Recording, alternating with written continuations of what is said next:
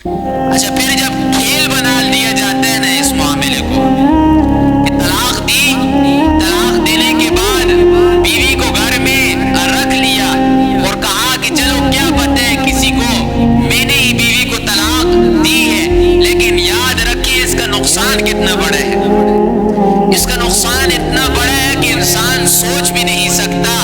پہلا نقصان تو یہ ہے کہ اللہ کے ساتھ سیدھا سیدھا دھوکا ہے، اللہ کی حد کو توڑنے والی بات ہے، اللہ کے مقابلے کے اندر آنے والی بات ہے۔ اور دوسری چیز، انسان دنیا کے اندر تباہ ہو جاتا ہے۔